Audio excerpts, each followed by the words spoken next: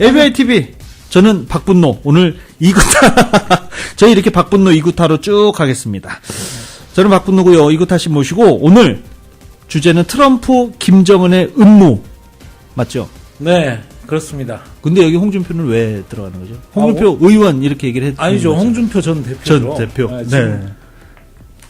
오늘 트럼프 대통령이 트위터를 날렸죠. 27일 날 하노이. 예, 베트남 하노이에서 북미 미북 정상회담을 갖기로 했습니다.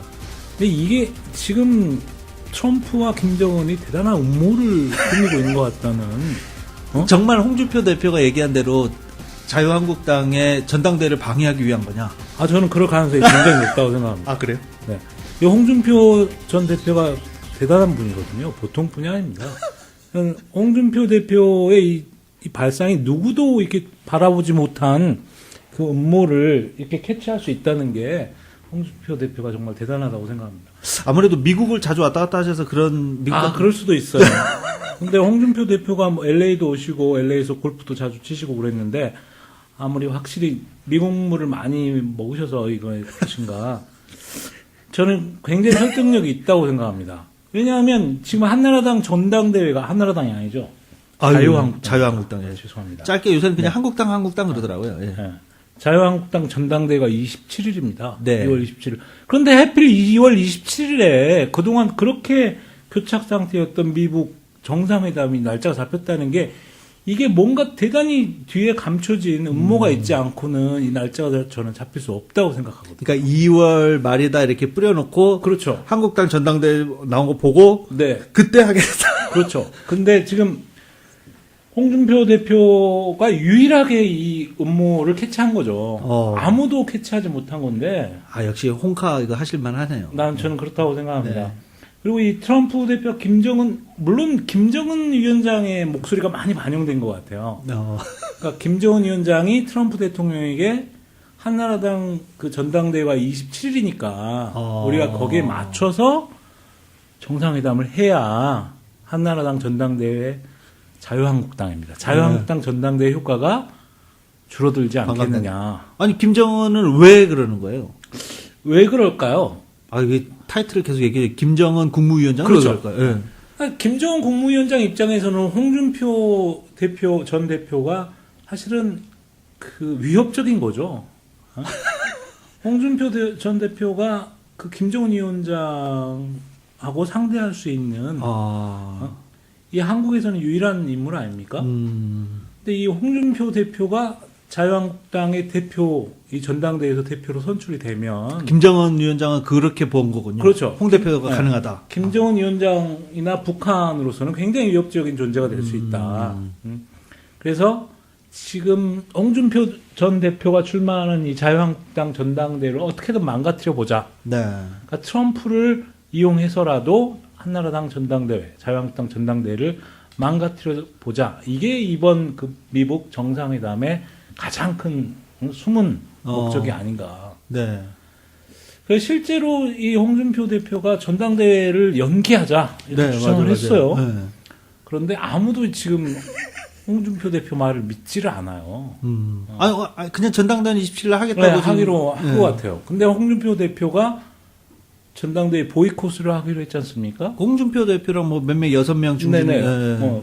그러면 지금 김정은 위원장하고 트럼프 대통령의 정상회담 목표 이미 달성된 거예요. 2차 북미 정상회담의 목표는 달성됐다. 그렇죠. 이미 홍준표 대표는 당대표가 못 되는 거죠. 전당대회 보이콧을 했으니까. 지금 김병준 비대위원장이 전당대회 일정을 연기할 수 없다. 이렇게 밝혔지 않습니까? 네.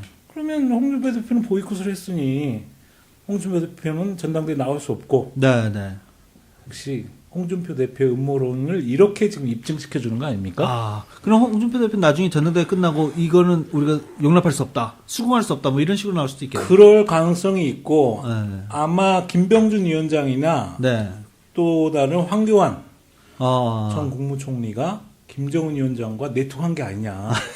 이런 또 다른 음모론을 제기할 수도 있다고 봅니다. 저희가 지금 이 얘기하면서 홍준표 그 전 대표의 유튜브 홍준표 TV 요 영상을 좀 쭉 깔고 있는데 거기에 나오셔서 충분히 하실 수 있는 얘기네요. 그런가요? 네. 홍 대표가 이제 끝나고 나면 충분히 그런 얘기를 할 수 있겠는데요. 그렇죠. 네. 네, 홍준표 대표가 가진 해안이 이 전국을 바라보는 해안. 네. 그러니까 이 세계적인 그 세계사적인 시각이 있는 거죠. 이게 핵담판이 아니다 실제로는. 그렇다면 이게 미 트럼프와 김정은 위원장의 이번 정상회담이 겉으로는 핵담판인 것처럼 보이지만 네. 사실은 한국에서 자유한국당을 압살하기 위한 아하. 그런 숨은 의도가 있다는 걸 간파한 거죠. 그렇군요. 여기서 제가 뭘 더 진행을 해야 될까요? 무슨 얘기를 더 하셔야 되는 거예요?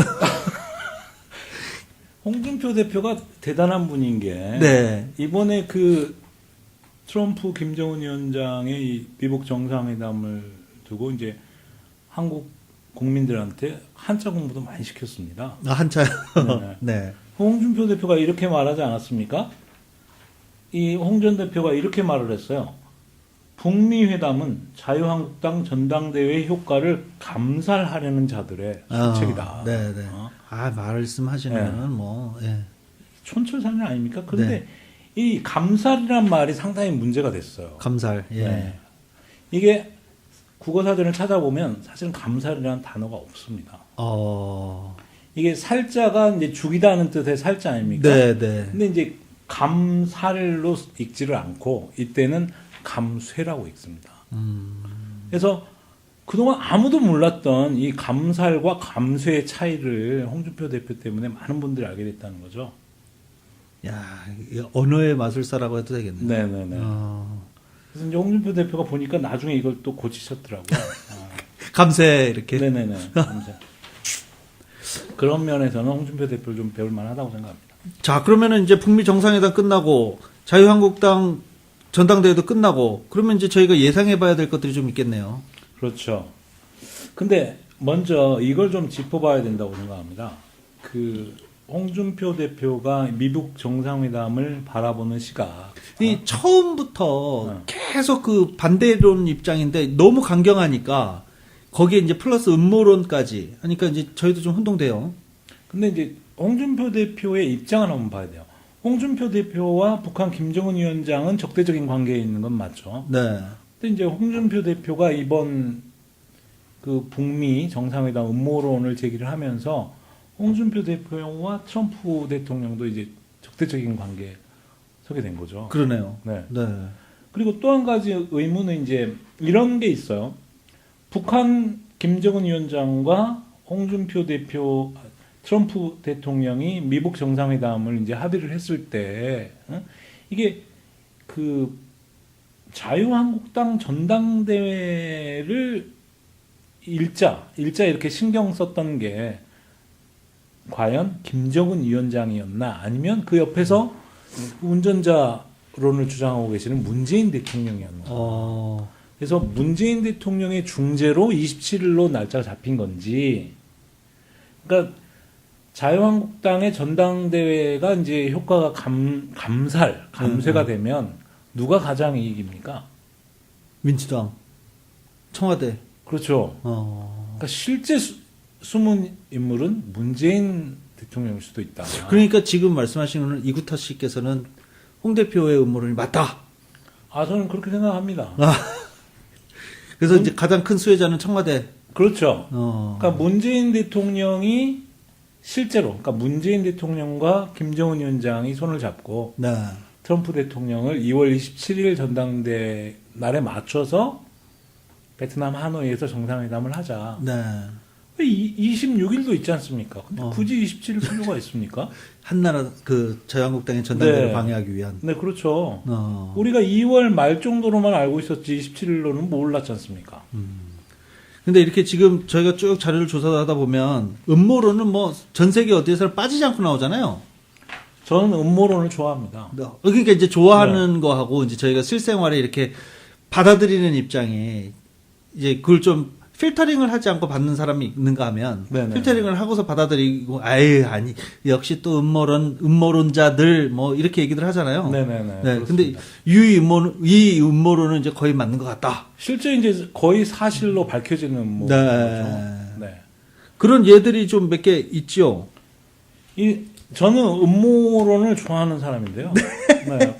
박분노 씨는 어떻습니까? 예, 저 음모론 굉장히 관심이 많아요. 예를 들면 어떤 음모? 자, 지금 이렇게 얘기를 하라 그러면 그런데 뭐 미국을 움직이는 유대인들의 힘, 이런 음모론, 이런 것들 저는 굉장히 많이 믿고 있는 그런 편이거든요.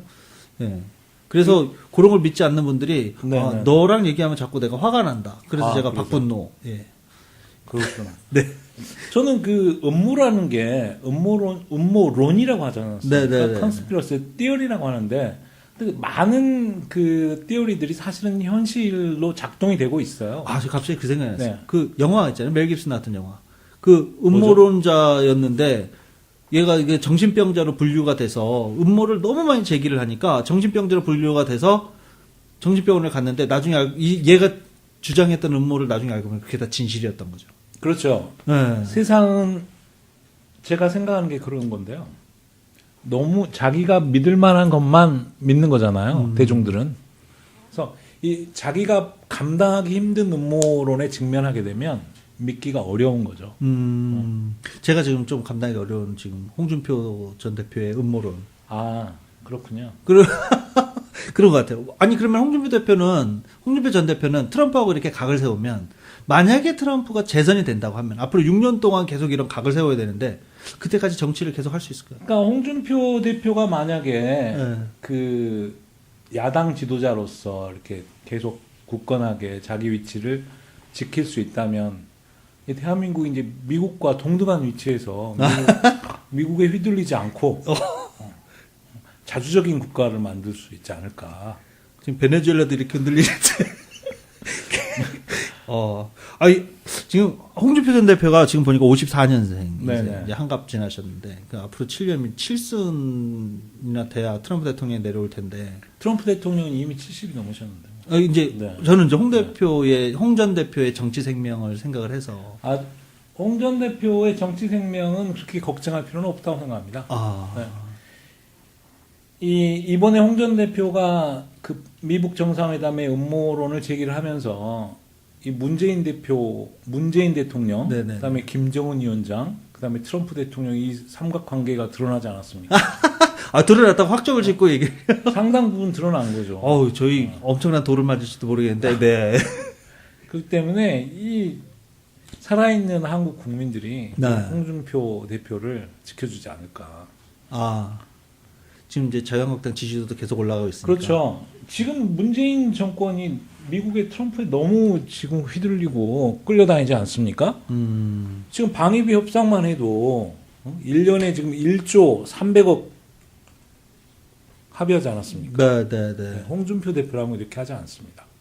그래서 제가 이걸 쭉 찾아보니까 옛날에 그 이명박 박근혜 정부 시절에도 방위비는 계속 올라가고 있더라고요. 그 비율이 거의 비슷비슷해요. 네네. 근데 요번에 이제 그 1조를 넘느냐 안 넘느냐 요것 때문에 좀 그런 것 같은데 그런 비율은 상관없이 1조를 넘기지 않았을 것이다. 네, 근데 문재인 정부, 민주당 정권의 문제는 지금 한국에 주한미군이 주둔하고 있지 않습니까? 네. 근데 이게 주한미군이 한국을 위해서 주둔하고 있습니까? 미국을 위해서 주둔하고 있습니까? 이제 현대세에 와서는 미군을 위해서 주둔하고 있다라고 평가 많죠. 네, 그렇죠. 오히려 주둔비를 받아야 되는 거 아닙니까? 땅값을 내라. 네, 그렇죠. 기지 사용료. 그 한국에 있는 미군 기지 그 땅이 아주 노른자 땅이라고. 그럼요. 네. 지금 필리핀의 두테르테 대통령, 네. 필리핀의 수빅만에서 미 해군 기지가 철수했지 않습니까? 그러니까 아키노 정부 때 철수를 했다가 이번에 다시 수빅만에 이제 들어왔는데 네. 필리핀 정부는 돈을 받습니다. 미국 정부에. 기지 사용료죠. 근데 지금 문재인 정부는 북한에 이 미국에 휘둘리면서 트럼프한테 큰 소리도 못 치고 있지 않습니까? 그러니까 그 그림상으로는 김정은 트럼프가 가장 좋은 그림을 만들고 있고 그 뒤에서 청와대가 수혜를 보고 있고 이런 거를 홍준표 대표는 이번에 까발린 것이다. 그렇죠. 이렇게 해석할 수도 네. 있겠네요. 그러니까 자유한국당이 집권을 하게 되면 이런 방위비 협상이 있을 수 없는 거죠. 그럼 이 미북 정상회담이나 남북 정상회담 이런 평화적인 분위기도 없을 수도 있지 않을까요? 그게 문제인데요. 홍준표 대표가 이제 대북 정책을 어떻게 할 건지에 대해서 이제 정확히 자신의 입장을 밝힌 바는 없는데 네네네. 자유한국당이 집권을 하면 북한이 완전한 비핵화가 있을 때까지는 이제 남북 관계에 평화는 없는 거죠.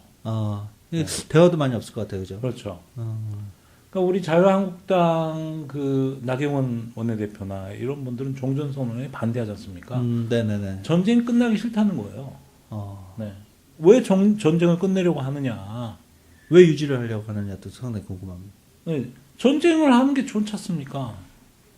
여러 가지 도움이 되는데 자유한국당 입장에서 왜 종전선언을 굳이 전쟁을 끝나려고 하느냐? 그러니까 이제 전쟁을 하자 이런 게 아니라 이제 정화를 하자면 이제 적대 관계가 좀 있어야 긴장 아니죠. 관계도 좀 우리는 있고. 계속 전쟁을 하고 싶다는 거죠. 그러니까 이제 진짜로 막 피비린내 나는 전쟁이 아니라 이런 관계를 유지를 해야 된다 이런 말씀이신 거죠? 비비린내가 날 수도 있습니다. 네. 자, 박분노 씨입니다. 제가 박분노군요. 박분노 이구타 씨입니다. 지금 어디서 돌 날라올지도 모르겠는데. 당신은 박분노입니다. 저는 이구타입니다. 네. 자, 그럼 이제 마무리를 슬슬 지어 주시죠. 네네. 그 홍준표 대표의 이번 발언에 대해서 한국 언론이나 여당, 민주당에서 굉장히 비판이 많습니다. 홍준표 대표가 구태의원이라는 음모론을 그런 거 있죠. 제기했다. 네. 그리고 어디 되지도 않는 김정은 위원장이 트럼프 대통령을 움직여서 자유한국당 전당대회 날에 정상회담을 마쳤겠느냐. 네. 근데 재밌는 게 네. 한국의 유력 일간지들 언론들은 웬만하면 자유한국당 기사들 되게 좋게 써주는데 요건 또 안 그랬더라고요. 그러니까 큰 걸 못 보는 거죠, 한국 언론들이. 그러니까 미국에 거슬리는 보도를 못 하는 거죠. 그게 정답입니다. 네, 그렇죠. 그러니까 어떻게 보면 자유한국당 편에서 이렇게 보수적인 색채를 내고 있는 것 같지만 자유한국당이 미국의 이익과 반하게 움직였을 때 언제든지 돌아설 수 있는 그치요. 한국의 보수 언론들이죠. 그러니까 줄 진정한 데도 없고. 지금 한반도의 판을 읽고 있는 사람은 홍준표 전 대표다. 그렇죠. 굉장히 이분이 외로울 것 같아요. 앞으로. 네, 독야청청. 근데 전당대회 끝나고서 이분의 행보에 굉장히 관심이 또 쏠리게 되겠네요. 전당대회를 끝나면 홍준표 대표가 자유한국당에서 상당히 좀 소외받을 아예 내쳐질 가능성도 있습니다. 그러면 이분은 정치생명 어떻게 이어가야 되나요? 그러니까 이제 박분노 씨나 이구타 같은 저 같은 사람들이 이분을 지켜야죠. 스튜디오에 한번 모셔서 좋을 것 같습니다. 미국 오시면 연락 한번 주십시오. 자, 오늘 이구타 씨 모시고 트럼프 김정은 위원장의 음모 이거를 간파한 홍준표 전 대표 이야기 나눠봤습니다. 감사합니다. 네, 감사합니다.